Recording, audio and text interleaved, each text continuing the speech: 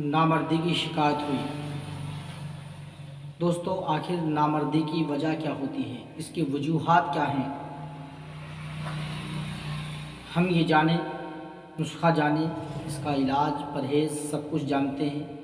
اس سے پہلے میں آپ سے چھوٹی سی ریکویسٹ کرنا چاہتا ہوں، اگر آپ میرے چینل پہ نئے ہیں تو پلیز میرے چینل کو ضرور سبسکرائب کریں، لائک اور شیئر کریں، بیل آئیکن کو ضرور دبائیں تاکہ ہر آنے والی ویڈیو کی نوٹیفیکیشن آپ کو آسانی سے مل جائے۔ سب سے پہلے دوستو، ہم آپ کو یہ بتاتے ہیں کہ آخر نامردی پیدا کیوں ہوتی ہے، اس کے وجوہات کیا ہیں۔ بہت سارے وجوہات ہیں، ان میں سے چند میں آپ حضرات کی خدمت میں رکھتا ہوں، آپ اس کو سنیں اور کوشش کریں کہ ہم ان سے باز رہیں۔ نمبر 1، دماغی امراض، دماغ کا صحیح نہ ہونا، دماغ میں غلط وسوسے پیدا کرنا، دماغ کے اندر غلط سوچیں پیدا رکھنا، ہر وقت غلط سوچنا، طرح کے فطور دماغ میں لانا، کسی سے فون پہ رومانس والی باتیں ہمیشہ کرنا، غلط سوچنا، سیکسی موویز دیکھنا، یہ اس کی اہم وجہ ہے۔ نمبر 2، ذیابیطیس، شکری امراض، جس کو شوگر کہتے ہیں۔ شوگر والے جتنے بھی لوگ ہیں ان کی مردانہ طاقت بہت تیزی کے ساتھ ختم ہو جاتی ہے اور وہ نامردی کا شکار بن کے رہ جاتے ہیں۔ تو اس کا ایک یہ بھی حصہ ہے نامردی پیدا کرنے کا۔ اگر کسی کو شوگر کی شکایت ہو جاتی ہے تو پھر سمجھ لیجیے کہ اس کے اندر نامردی پیدا ہو ہی جاتی ہے۔ نمبر 3، ایک اہم وجہ یہ ہے ہاتھ سے غلطیاں کرنا، جس کو مشت زنی، ہست محتن بھی کہتے ہیں۔ تو اگر کوئی بندہ مسلسل ایسا کر رہا ہے تو اس کی نسیں ڈھیلی پڑ جاتی ہیں، لنگ میں انتشار بالکل نہیں رہتا اور لنگ بے جان ہو جاتا ہے۔ اب اس کے اندر وہ پاور، وہ قوت نہیں رہتی کہ وہ اس قابل ہو کہ عورت سے ملاقات کر سکے۔ تو اس کی خاص وجہ یہ بھی ہے۔ نمبر 4 میں نے بتا دیا۔ نمبر 4 یہ ہے کثرت مباشرت، جسے ہم آج کل کے نوجوانوں کو دیکھتے ہیں، جب نئی شادی ہوتی ہے تو وہ اپنی جوانی کے جوہر کو بے تحاشا یوں ہی بہا دیتے ہیں۔ اگر انہیں دن میں ٹائم ملا تو، رات میں ٹائم ملا تو، دوستو یہ وہ خزانہ ہے آپ کے پاس جو اگر آپ سے ایک مرتبہ ختم ہوتا ہے تو پھر اس کو پر کرنا بڑا مشکل ہوتا ہے۔ اس خزانے کو آپ بے تحاشا نہ بہائیے، یوں ہی برباد نہ کیجیے۔ میں یہ نہیں کہتا کہ بیوی سے ملاقات نہ کریں، لیکن اس کا ایک وقت ہے۔ آپ کی اگر نئی شادی ہوئی ہے تو اس کا مطلب یہ نہیں ہے کہ آپ یوں ہی اپنی جوانی کے جوہر بہائیں گے۔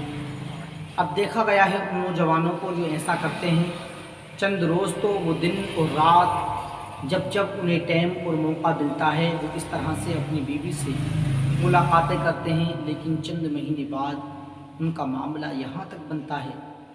مجھے پیرسٹک کے دوران پتہ چلتا ہے، اور جب میں مریضوں سے بات چیت کرتا ہوں، میرے پاس بہت سارے لوگ آتے ہیں، میسیج بھی آتے ہیں، کالس بھی آتی ہیں کہ حکیم صاحب معاملہ اس طرح کا ہوا کہ شادی کرنے کے بعد تو ہم بالکل ٹھیک تھے، رات میں بھی کئی مرتبہ بیوی سے ملاقات کرتے تھے، دن میں بھی ہم نے ملاقاتیں کی، لیکن اب 5-6 مہینے گزرے ہیں تو اب ہمارا معاملہ ایک مرتبہ کے لیے بھی تیار نہیں ہو پاتا۔ اس کی وجہ کیا ہے؟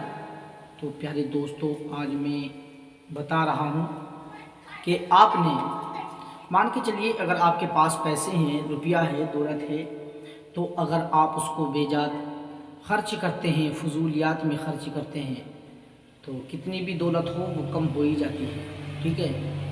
ایک دن معاملہ آپ کا یہ بنے گا کہ آپ فقیر بن جاؤ گے، نوبت یہاں تک پہنچ جائے گی کہ آپ فقیر بن جاؤ گے اور آپ کے پلے میں کچھ نہیں بچے گا، آپ بھیک مانگنے لگو گے۔ تو اگر آپ کے پاس دولت ہے، پیسہ ہے، تو اسے فضول نہ اڑائیے، اور اگر فضول اڑاتے ہیں تو قرآن نے تو اس کی مذمت کی ہے، لیکن آپ دنیاوی اعتبار سے بھی جو ہے آپ مفلس اور فقیر بن سکتے ہو۔ یہی ایک انسانی جسم کا معاملہ ہے۔ اگر اللہ نے تمہیں جوانی کے جوہر دیے ہیں تو اس کا مطلب یہ نہیں ہے کہ جوہر کو یوں ہی بہا دو پانی کی طرح، سادہ نہیں۔ بس ملاقات کے ہفتے میں 2 دن بنائیے، ٹھیک ہے۔ زیادہ کثرت مباشرت بھی انسان کو نامرد بنا دیتی ہے۔ اگر کوئی اور زیادہ کرنا چاہتے ہیں تو بس ہفتے میں 3 دن کر لیجئے بھائی، 1 دن چھوڑ کے 1 دن، اس طرح سے بھی ملاقات کر سکتے ہیں، ورنہ اطباء حضرات تو اس کی بالکل اجازت نہیں دیتے۔ بعض حکماء کے نزدیک تو صرف ہفتے میں 1 دن ہی ملاقات کی جائے، لیکن یہ وقت ایسا ہے کہ اس وقت میں برداشت کرنا مشکل ہوتا ہے نوجوانوں سے، تو میں ان کو صلاح دے رہا ہوں کہ پلیز کنٹرول کیجیے اپنے آپ کو، اور زیادہ اپنی جوانی کے جوہر مت بہائیے۔ اس کی یہ وجہ ہے۔ 5ویں وجہ اس کی ہے کہ عمر کا زیادہ ہونا۔ ڈھلتی عمر میں جب عمر آدمی کی ڈھل جاتی ہے تو اس وقت میں بھی یہ شکایت آ جاتی ہے، لیکن یہ شکایت ہوتی کیسے ہے دوستو؟ اگر انسان چاہے تو اس کے اندر 80 سال تک بھی کمزوری نہیں آئے گی۔ آج ہم کیا کرتے ہیں؟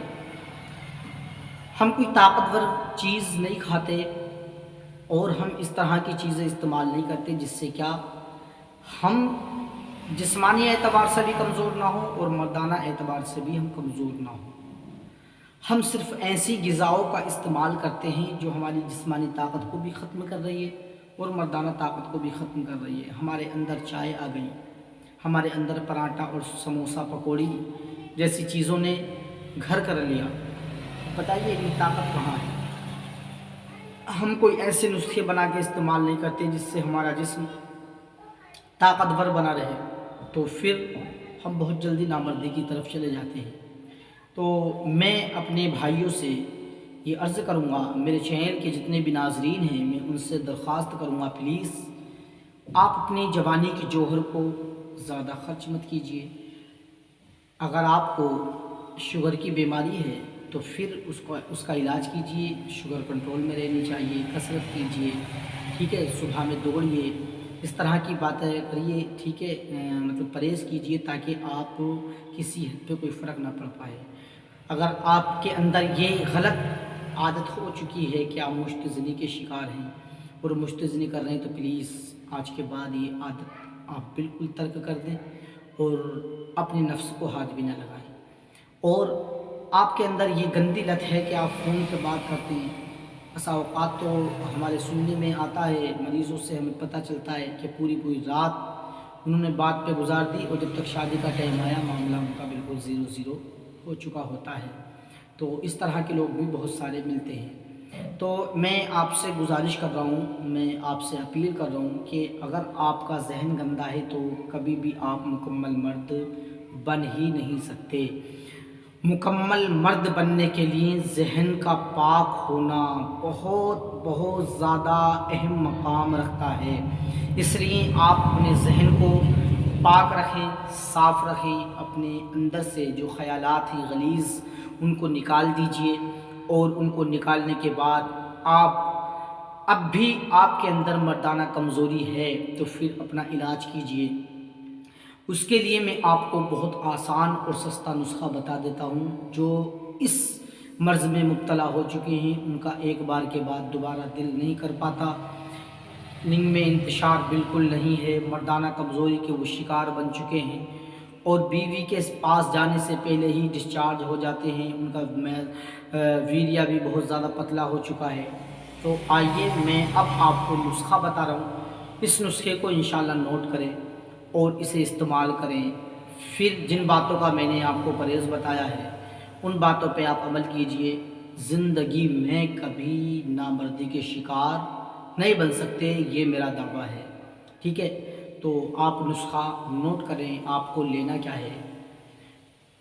ببول کا گوند 25 گرام، ڈھاک کا گوند 25 گرام، سفید موسلی 25 گرام، سیاہ موسلی 25 گرام، ستاور 25 گرام، اسگند ناگوری 25 گرام، ملیٹھی چھلی ہوئی، چھلکا اتار لیا جائے اس کا 25 گرام، تال مکھانا 25 گرام، یہ ساری چیزیں آپ 25 گرام لے لیں اور ان سب کو باریک کر کے ان کا پاؤڈر بنا لیں، امام دستے کی مدد سے، کسی بھی چیز کی مدد سے آپ ان کا پاؤڈر بنا لیجئے اور پاؤڈر بنا کے اپنے پاس رکھ لیں، پھر اس میں کوزہ مصری 250 گرام ملا لیں۔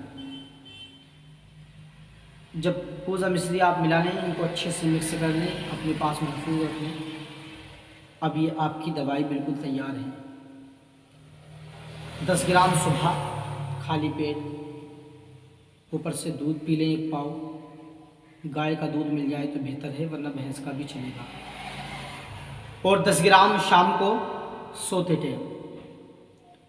اس نسخے کو استعمال کرتے ہوئے بیوی سے پرہیز کرنا لازمی ہے، کچھ دنوں بیوی سے پرہیز کیجیے، کم سے کم 40 دن، اور نسخے کو کم سے کم 2 مہینے ورنہ 3 مہینے تک استعمال کر لیں۔ میں شرطیہ کہتا ہوں، مجھے اپنے رب کی ذات سے پوری امید ہے اور مجھے اس دوائی پہ یقین ہے کہ انشاءاللہ 100% آپ کو فائدہ ہوگا۔ دوستو، آپ مجھ سے کسی بھی طرح کا مشورہ لینا چاہتے ہیں، کسی بارے میں یا کسی دوائی کے بارے میں پوچھنا چاہتے ہیں، یا پھر آپ کے پاس ٹائم نہیں ہے اور آپ ہم سے دوائی منگوانا چاہتے ہیں، تو اسکرین پہ ہمارا نمبر دیکھ رہا ہے، پورے انڈیا میں ہماری دوائی جاتی ہے، تو آپ ہم سے رابطہ کر سکتے ہیں۔